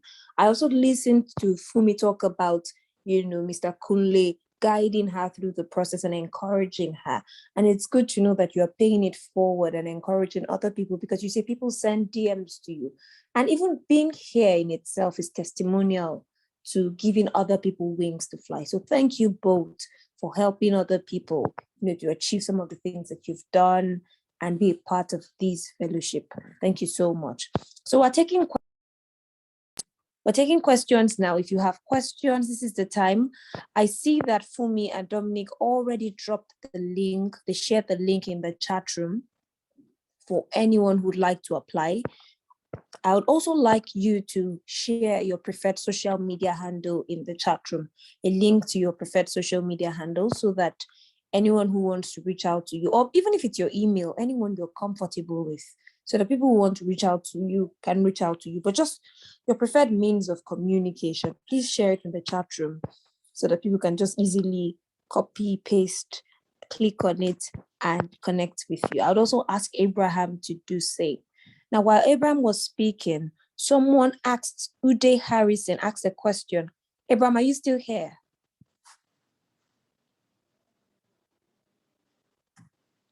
Hi, Abraham, are you still here? Hi, I'm here very much, yeah. Okay, great. So there was a question that came in from your session, and Uday Harrison says, how can we access some of those resources that you utilized during your application? Also, are there any changes in light of the prevalent pandemic? So these are two questions. So the first one is, you talked about some online resources that were of help to you. How can other people access these materials? Are there websites? Are there places? Then the second part of the question is about the pandemic. Has anything changed about Chevening since the COVID pandemic? Yeah, thank you very much. So in terms of resources, there are quite a lot of them. What I did sometime last year to curate all those links, and even the ones I didn't use, a lot of them, I have a repository somewhere online. So they extract that link and it can just send to everyone else. So there you get comprehensive information and external resources that can help you. Then in terms of code chevening and COVID restrictions, well, nothing really has changed that much in terms of the structure of the program, except for the prerequisites English test, which is IELTS, is no longer a requirement for chevening. However, your school or prospective school of choice might require you to write the exam. So, but chevening itself is no longer asking anyone to submit IELTS scores for application. So that's the only major change. For everything else, except for probably number of people that are currently being selected, probably because of funding issues, or every other thing remains the same. Yeah. I'm not sure if that's satisfactory of person who has a question. Yeah. Yeah, so I see him respond here. I'm not sure if he's male or female. Apologies, I just said him, but I see the person respond saying that thank you immensely, Dominic and Funmi. Okay, he says thank you, Abraham, and then he goes on, or she goes on to ask a question to Dominic and Funmi.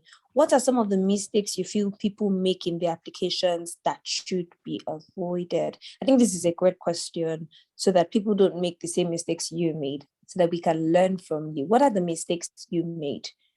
And I think particularly for Funmi, the first time you applied, you said you didn't get in. So what did you think you did better the other time?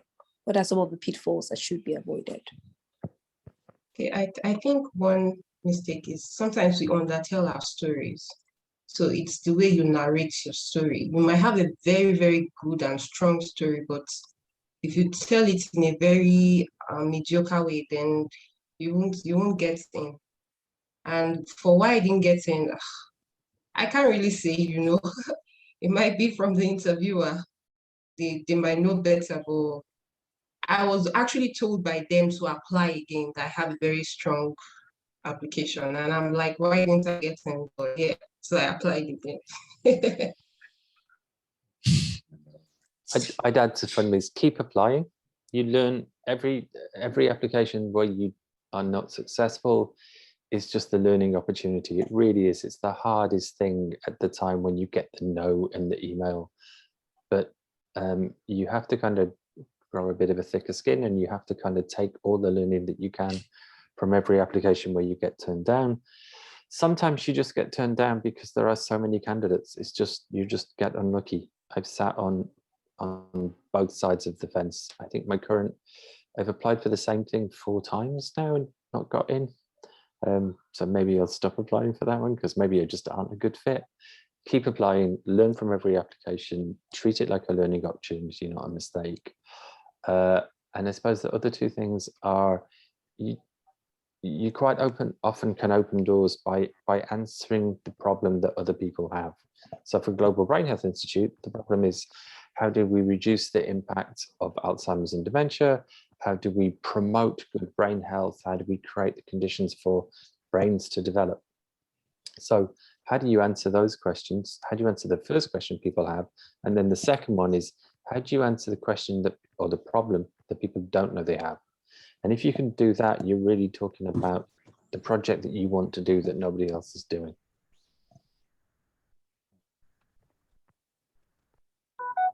All right, thank you very much, Dominic, and thank you for adding that thought also for me. So we hear that we should keep going, no quitting, keep applying. Thank you so much for that.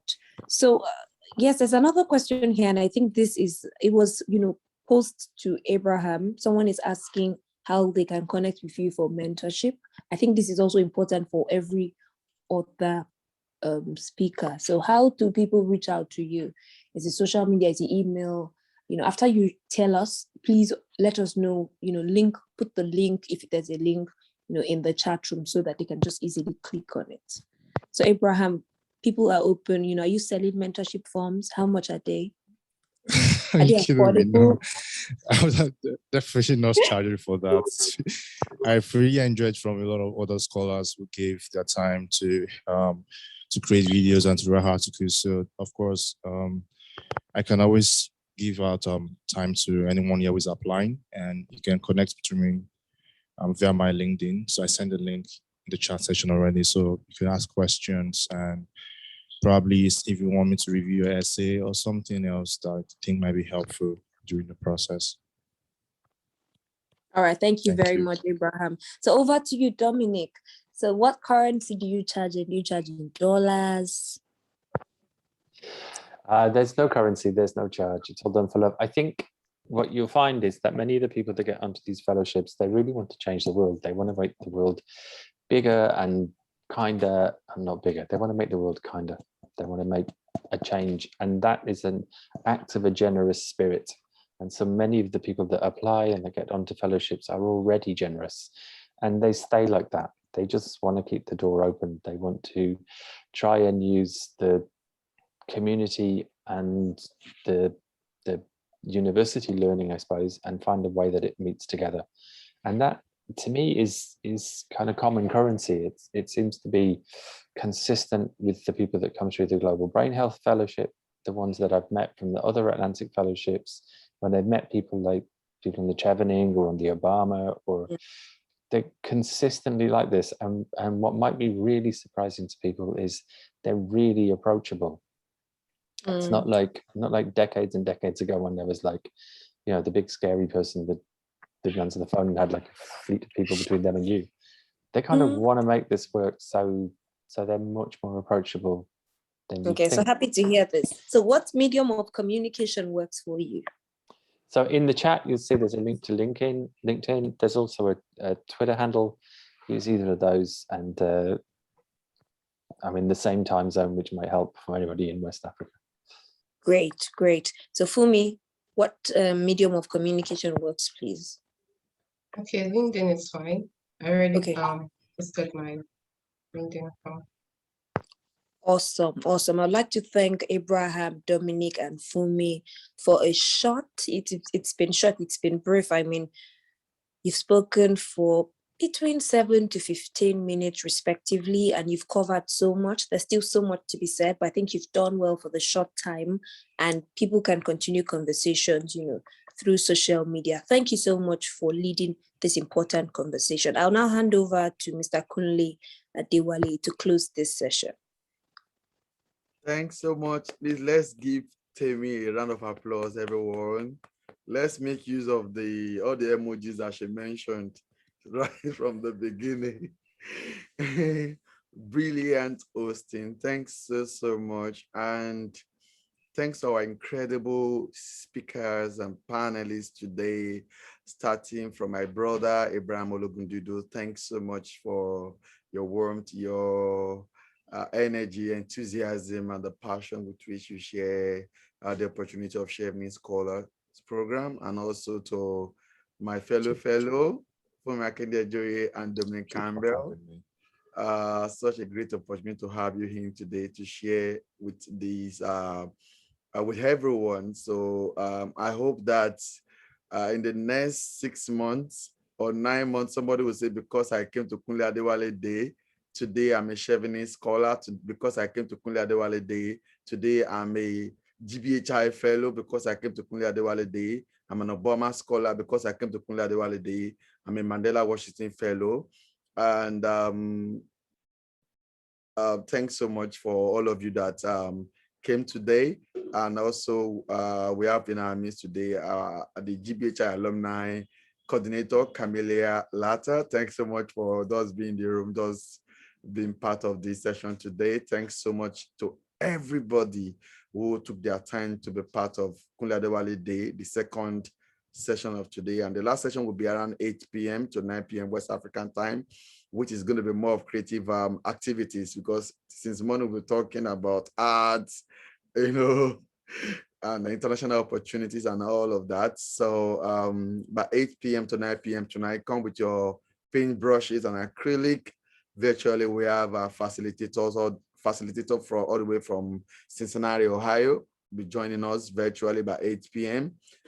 Just come in and just come and experience art.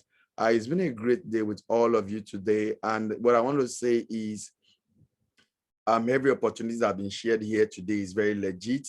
Just plug it into it. I would summarize this session in a way. Yesterday we launched the social media awareness for mental health fellowship. So which is like the first fellowship in Nigeria for mental health, especially for the younger generation between ages 13 to 25. I was asking few friends who are in the field of development. I said, can you please point a young person between ages 13 to 17, 5 that you know in Nigeria that are doing incredible things. 5 young persons between ages 13 to 17 doing incredible things in Nigeria. It's so difficult. They couldn't pinpoint one person. I was like, seriously? So for me, I feel like there's a generational gap, right? And so it's more of like, oh, there's fellowship opportunity for people from ages 25 to 30 to 35 to 40. So whether we like it or not, age will catch up with us. The question is, what happened to the next generation? What happened to those 13, 14, 15, 16? There are a lot of global opportunities also for this even demography. There's one young word, there's this fellowship for girls rising. A few days ago, I checked, there was a particular girl from maybe Singapore, 17-year-old girl doing amazing things, 17, already a fellow in a global program, 17 years old. So I want us to like have that consciousness in terms of what we're doing and how we are also building the next generation, in as much as we are also receiving this opportunity. Think about how to send down the ladder so that other people can climb up.